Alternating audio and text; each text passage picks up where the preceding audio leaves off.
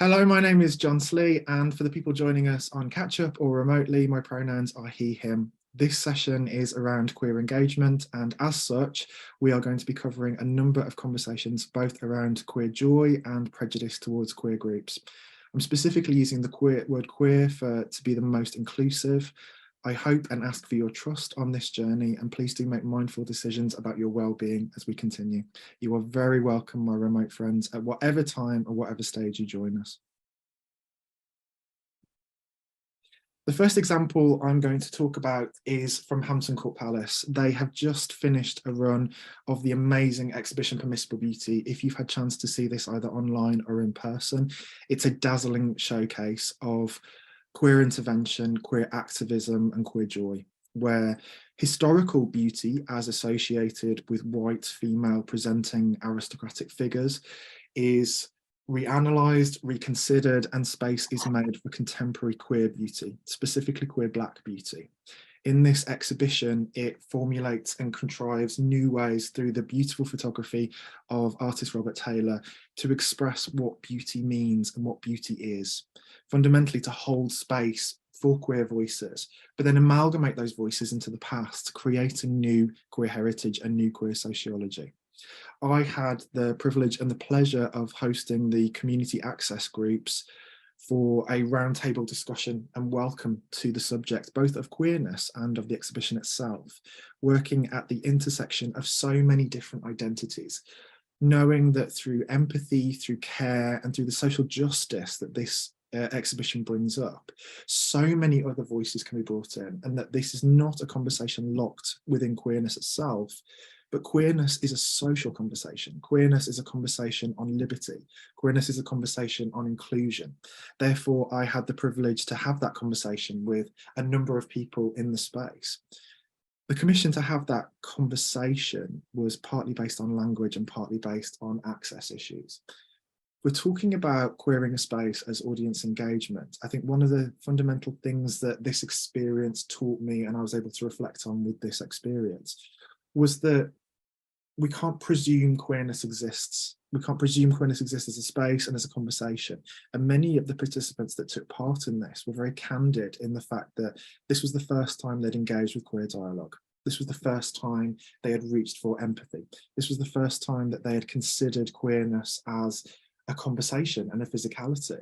One participant very movingly from memory turned around after we had the conversation, both with the performers involved and also the artists, turned around and said, "I never considered your beauty until you told me what your beauty was." Queer engagement sometimes is a baseline start for people, and therefore framing it at its most intersectional is one of the ways in which people can come in, because there is so much trepidation sometimes for queer spaces. Do I belong? Will I be accepted? Will I be rejected? Am I going to say the wrong thing? Is the space going to be safe for me to express who I am? Can I express a duality of opinion? Can I challenge prejudice within myself or prejudice within my community that has previously been held? Hosting these publicly and being very transparent about this being a starting point to build trust, I think is absolutely vital. Building trust is one of the projects that I'm involved in at the moment with the Palace, in creating new resources, a legacy resource for community groups and those accessing queerness. Here, for example, is an amazing consultation that I did a couple of weeks ago with a gorgeous group called Sarbat, which is practicing LGBTQ plus Sikhs who are exploring both their faith heritage and their queer identity simultaneously within society. They've come together for togetherness. They've come together for care. The Palace holds an amazing queer Sikh narrative in the occupation at the Palace at the turn of the 19th century, early 20th century, of Catherine Duleep Singh. What's extraordinary about this project is the reminder that for queering spaces, historically, there has never been space for that. It is novel in some cases for some of us to be able to tell our own queer stories in our own language with our own lived experience. And I think for me, the process of queering is recognizing that the institution, both in terms of the violence that it holds for some people, but also the lived experience of the practitioners within, can be incredibly limited. What happens when, instead of the institution telling stories to people about their queerness, it devolves its own power and uses that power to uplift the voices of people that have that lived experience of queerness, that talk to other queer people about that experience, which in turn can be used to connect to so many other different audiences. That is the root of this project. And working with Sarbat, connecting with Sarbat, was a process of weeks and months of trust building and communication and backwards and forwards. It was an incredible validation on the project and the exhibition that it was able to generate and start this conversation and this level of trust. We're also queering figures like King James and Francis Stewart, here seen in a binary female presentation in the left and a binary male 17th century presumption in the right. What's fascinating about this is rooting these conversations in that queerness is not an addition. And I've seen that sometimes in terms of audience engagement as a counter narrative or a prejudicial backlash that some people experience, that, oh, do you have to add queerness? Why are the gays here again? There was nothing queer here to begin with. You're forcing this narrative into a heteronormative history that simply did not have any space for that. That's absolutely not the case. And these figures and their queer lives and the testimony show that. As with the case of Francis Stewart, for example, binary has always been played with and always been questioned, both within art and history, and therefore in national heritage. This isn't an addition, it's a reveal of what is there based on the lived experience of people that are associated with that, which I think for me is the essence of queering these spaces. Robert Taylor's work, particularly with Ebony Rose Dark, intersects with so many other identities, whether it be with Ebony's identity as Black, with Ebony's identity as living well with disability. What's fundamental, though, about sharing this experience is the commonality of otherness, of not fitting in, of not being part of something, of having your histories written by someone else or your histories controlled by others. And working with Sensory Palaces and the amazing people that come to the Sensory Palaces session who are living well with dementia or are carers of people with dementia. It's an extraordinary validation that they found not only empathy and connection and joy and pain with this exhibition. 2 images on the screen in front of you were made by participants from that session when we asked them, can you make a gallery of what it is to feel beautiful? By combining these 2 different elements of beauty, they tapped into, by testimony, by sharing, and by the artwork that they made, a feeling of others controlling the narrative, of not fitting in. In a historic royal palace that was built for the elite 1%, we find a conversation and a narrative where most of us are not represented. These are fantasy palaces that literally only come alive with the queerness and otherness of people that can transform these spaces of otherness into performative spaces of queerness. Having that conversation and not presuming a level of prejudice in elders, in people living at different intersections of identity, was absolutely crucial in applying the queer narrative.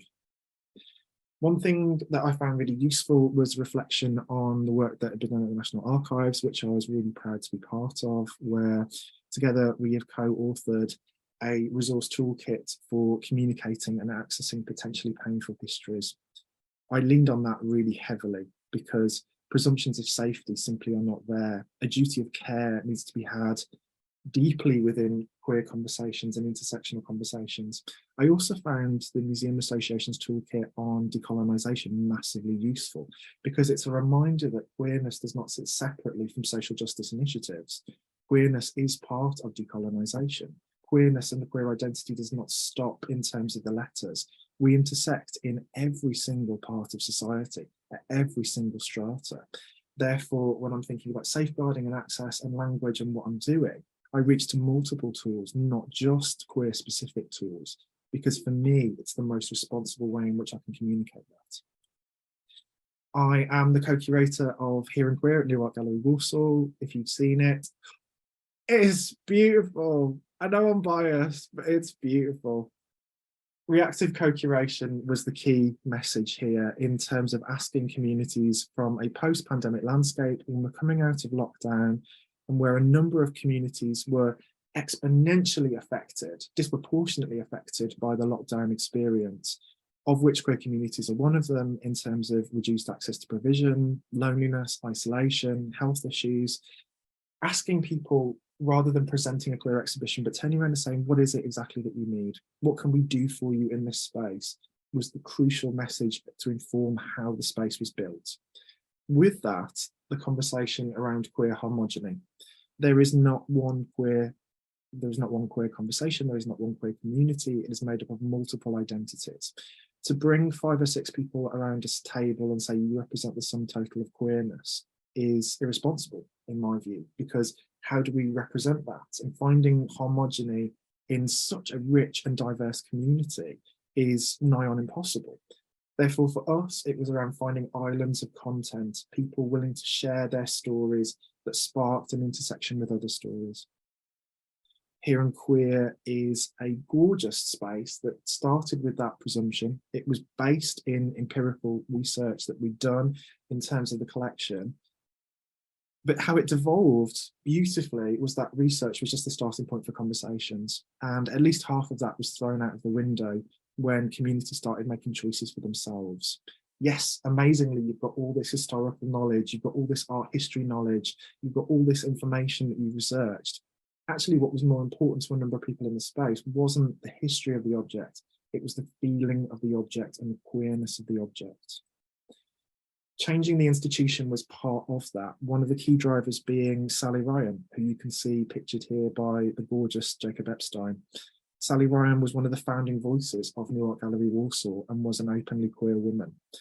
The conversation here for me was twofold. Firstly, the gallery and the collection exists as a result of a queer woman, her queer perspective and her privilege in the extreme financial luxury that she had of being out, and that there was little to no censure. She wasn't going to lose her job, she wasn't going to lose her family. Queerness sometimes for me is very much a class conversation, because whose queer story is being kept, whose queer story is being fossilized in these records? Often it's a result of extreme privilege. So having that conversation first of all, in a deeply working class community like Walsall was perfect. Secondly, why are we queering in the first place, and how does the institution need to change? It's to reorientate the fact that it exists as a result of queerness. To opt out of the queerness is to opt out of New Art Gallery Walsall in the first place and its collection. Queerness is intrinsic in its very foundation and survival. We encountered some very difficult conversations along the way as a result. The work that you can see on the screen is in the collection, and it's by the artist Michael Petrie. At the turn of the millennium, Michael Petrie put on a groundbreaking exhibition at the New Art Gallery Walsall around queerness and queer identity. It was absolutely beloved by the audiences and incredibly popular, but it received homophobic backlash and hate from a number of the councillors at the time who ran the art gallery and who controlled the art gallery. So much so that Michael received active discrimination. He's shared about this, how painful it was, how extreme lengths had to be taken to ensure that queer content wasn't removed. What was fascinating about this is to consider that for some people, they weren't even born when this exhibition was put on that we engaged with as part of this. 2 decades later, though, with me working in that gallery with a community cohort of community co-curators and voices that wanted to be there as part of their own activism to raise their own voice in queerness, had a completely different perspective. The gallery not only highly welcomed them as a result of that, it was a funding criteria to access the collection and its heritage. Michael came back to the gallery and worked with the community curators and did a public talk about that experience. And I think when we talk about queering and queer curation, it's not just about the collection. It's not just about how the collection's been used. It's about the queer history and the queer sociology of the institution itself, that we were able to reflect 2 decades later that the discrimination that Michael received as a result of that was a complete polar opposite to the warm welcome and the inclusion and the nature of change, and how the institution changed, upskilled, and went through a series of training exercises in order to accommodate new and emerging queer voices as a result. Queering institutions isn't just pieces, it's their own history. Here's another one of the Jacob Epstein pieces, and in the St. Francis piece, a really beautiful contextual reason as to why the queering was happening in the first place. For Epstein, his version of beauty in the 1950s, 60s was a combination of both male presenting and female presenting facets. For Epstein, beauty was defined by breaking boundaries and breaking the binary.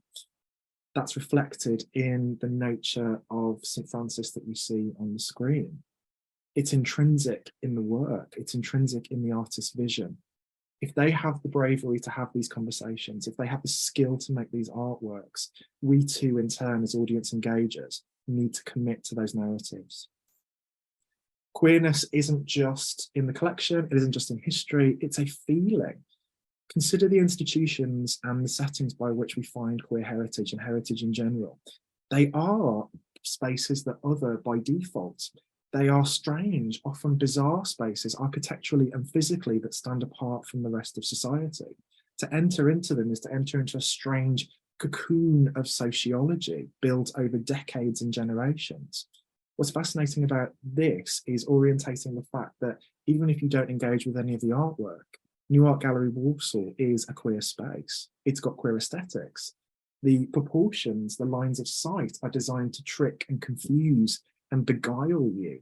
Queerness is in the architecture of the heritage that it holds. And having that conversation for me is absolutely crucial.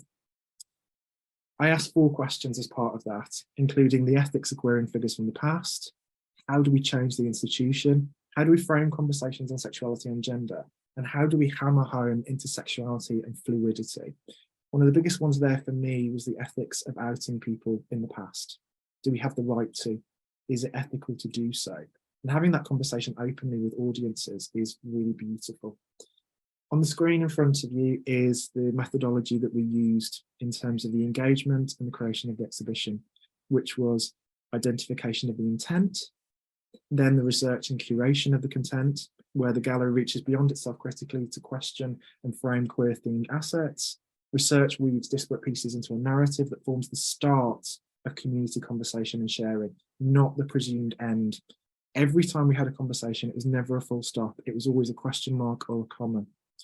Outreach and engagement. Artworks are used as conversation starters, asking the intent can practically do for others in raising that form. Recruitment of voices is recognised not just as a set of working group, but rather ongoing voices, sustained trust by values and trust-led practice. Oops, sorry, I went too far. Sorry. Each voice adds to the conversation on their terms without expectation of ongoing commitment. This builds into a wider conversation that evolves and updates. Time and labour are paid for, or the gallery resources are offered to advocate for others. Interpretation updates on the artwork are gifted back to the participants with high resolution images for their own advocacy and consumption. One of the core functions of queering spaces and queer engagement for me is the audience should get more out of the interaction than the institution does. Curation of wider engagement outcomes forms a bridge to different audiences, and the project manifests itself physically as an exhibition or a trail. Commitment to not only change the history of the organisation, but how the organisation looks. No conversation around queerness is complete without dropping off at my home city, which I adore, of Birmingham. And the exhibition that we did in 2017-2018, Coming Out, for which I was the learning curator. Coming Out, Gender, Sexuality and Identity was an expression through the Arts Curator collection of a number of different expressions of gender, sexuality and identity for the advocacy of other people. It was gorgeous. And to bring that alive was to bring in performers that embodied the different artworks. I was conscious that some of these artworks weren't accessible to people, or more fundamentally, those pieces were in a setting that was inherently violent or difficult, or had a colonial narrative, which meant that people didn't want to come into the building in the first place. I didn't presume the value to people based on the pieces and the heritage. I presumed the value based on the connectivity to other people. Therefore, we took that out into the public. So the launch event was twofold. The launch event happened in the gallery itself, but then there was a separate launch in the community, in this case in New Street Station, where we put on the most amazing drag show, where each of the performers embodied a different piece from the gallery that they connected with. They built their drag and their performance and their attitude and connection around that piece. They became a living embodiment and advocate for the story inside that artwork. The artwork and the heritage was the starting point. This was seen by 30,000 people across the day, which pleased me no end. A beautiful outcome that recognised for some people they will never come into a heritage space or wish to engage with the primary source, but that the secondary source in a human form can be as equally powerful, if not more so. You may recognise Ginny Lemon from Drag Race. Legend, Bab, absolute legend. Part of the change that I initiated there as well was conversations around the permanent collection, specifically that queerness should not exist in one corner. To queer an entire institution means to not opt out of queerness. Therefore, I commissioned an artist to reconsider key pieces from the collection that were iconic, that have been used for generations in different iterations. In this case, the dashing Captain Gilbert, who you may have seen recently at the V&A Masculinities on tour, was rebuilt. So the piece on the left is the original. The piece on the right is Gilbert reconsidered from different gender expression. This was a pack and this was a kit that people could take out into the gallery to challenge binary and sexuality representations themselves on their own terms, in their own ways. Some of them were subtle, as you can see. Piece on the left, piece on the right. Some of them were more powerful, but lasting changes to the pieces. These entered the curatorial file and the sociology of the work so that queerness could not be opted out of. Another thing that I encountered at Birmingham Museum and Art Gallery, which was really pivotal to me, and please forgive me, Adam, for rolling over by 5 minutes. One of the things that was pivotal was who will never come to these spaces and how can their advocacy be used. So in one of the exhibitions I did, Women, Power and Protest, one of the first things I realised about the exhibition curation list and the pieces inside of them was that there are no explicit trans narratives at all. So I reached out to trans women in Birmingham. I went to a very sacred space for them and met with them, taking with them objects from the gallery to show them. Overwhelmingly, they came back and said, we will never visit this space because we are worried about prejudice and we don't feel safe within this space. Therefore, the mural that you can see at the back was commissioned and informed based on the testimony and sharing that they gave me. The mural directly represents some of the conversations that we had. Their words, their feelings, their emotions fed directly into the artist's brief so that trans people were in the bones and the physicality of this exhibition. Even if they never came in, and 2 of them did, which was amazing, even if they never came in, they had the assurance that they were part of that exhibition. I put the values on the wall and had a curatorial conversation as such. Putting my values on the wall to be trans inclusive, how we make respectful spaces was vital to me. So much so that I argued that 2 pieces needed to be removed from display so that I could put my values on the wall. Sometimes it's less about the volume that we share, more about the quality and the framing of how we share it. For me, I didn't want to share any of those works unless I could share clearly my values and how I could be held accountable to those values. I had an object handling kit and we had the most gorgeous baby play sessions, which were inspired by the original Pride flag and the meanings within them. Changing the narrative to include it in so many audiences is surprisingly easy and inclusive. In this case, the baby play was all about the colour green and it had a clear sign on the side with the original Pride flag and how that connected to nature. That was never hidden, that was never omitted, it was front and centre with engagement from the start. Nobody left, nobody complained, it was loved. And it was utterly beloved as a result. We included the Pride flag as well. Online access was absolutely crucial. In this case, I live streamed Ginny Lemon doing their own tour of the space and responding to the works. That got a large audience, if not equal audience, to the physical tours I was doing. And that access, I think, is absolutely crucial for queer narratives, in the sense that for some people, it is not safe, it is not welcomed, it is not useful, and it may be dangerous for them to enter into spaces that contain queer heritage. Think of the audience that's invisible. Think of the audience that cannot access. And in turn, think of the homosociology of people they're connected with as well. Oop. The backlash is always there. Someone calling me a shit was the least offensive thing I could find, but a reminder that these conversations are rooted in safeguarding. Update your risk assessments accordingly. Pitt Rivers is our final stop, and Beyond the Binary. Beyond the Binary was a groundbreaking exhibition that recentered queer voices in this beautiful anthropology collection that is difficult and painful for a number of people. The phone box that you can see on the left is a response to something called Stickers Against Hate in Oxford, which is where trans activists and trans TERFs, trans excluded radicals, have been having ongoing arguments using stickers on phone boxes to promote or degrade trans lives. The gallery recognised the power of this happening literally streets away, and so set up their own phone box that was trans inclusive and showed the sociology of the community being brought into the gallery. It's so important to do so, not just to rely on the collection, but what's happening within the community, because that is queer heritage. This being accessioned and used within the exhibition formalises that for generations to come as a tool and as a resource. We took people on this queer tour, showing them amazing pieces like the Nisi, for example, that references multi-gender expression. But we also had object handling within the space. We brought out pieces. As part of that conversation I had with you about making people feel valued and safe and special within these spaces, it's giving back more. In this case, with any consultation around Beyond the Binary and further iterations of Beyond the Binary, it was making sure it's rooted in people's well-being. It was making sure it's rooted in making people feel special. These objects aren't just locked away from you. We will curate a small show just for you to make you feel seen. In this case, we used the amazing Prince Albert, which is in the collection.